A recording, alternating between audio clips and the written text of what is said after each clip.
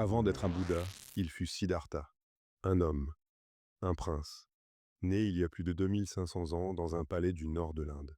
Son destin semblait écrit, vivre protégé, mourir glorieux. Mais ce palais était aussi une cage en soi. Son père avait peur. Une prophétie lui avait dit « Ton fils deviendra soit roi du monde, soit roi de l'esprit ». Alors il fit tout pour que son fils ne voie pas la souffrance. Pas de malade, pas de vieillard, pas de mort, que des fêtes, des jardins, des illusions. Mais on ne protège pas quelqu'un en lui cachant la vérité, on l'affaiblit. Un jour, Siddhartha sort du palais, et le monde réel le frappe de plein fouet. Un vieillard, un malade, un cadavre, 3 rencontres, 3 électrochocs. Il découvre ce que tout être humain finit par comprendre, tôt ou tard, tout passe, tout vieillit, tout meurt. Et si tout est voué à disparaître, que vaut le luxe, les titres, les jeux de pouvoir? Alors Siddhartha quitte tout. Il quitte sa femme, son fils, son trône. Il part seul, pour chercher un sens, pour comprendre. Pendant des années, il teste tout. Il vit comme un ascète. Il jeûne, médite, se prive de tout.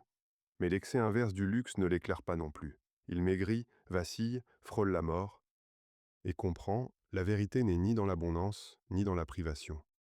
Elle est dans l'équilibre. Un jour, il s'assoit sous un figuier et promet de ne pas se relever avant d'avoir compris.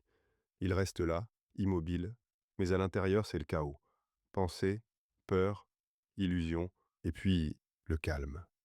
Une lucidité nouvelle, un regard sans filtre.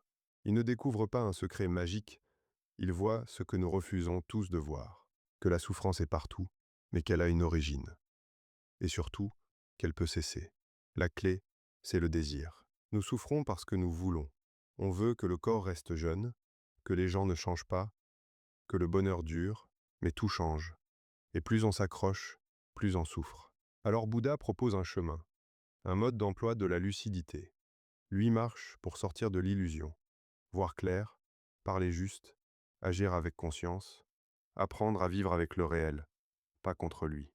Ce n'est pas une foi, ce n'est pas une doctrine, c'est un entraînement, un art de la paix intérieure. Il ne dit pas « crois », il dit « regarde, regarde la vie telle qu'elle est, pas comme tu voudrais qu'elle soit ». Il n'a jamais voulu être adoré. Il ne voulait pas des temples ni des statues. Il voulait qu'on se réveille, qu'on ose penser, qu'on ose lâcher.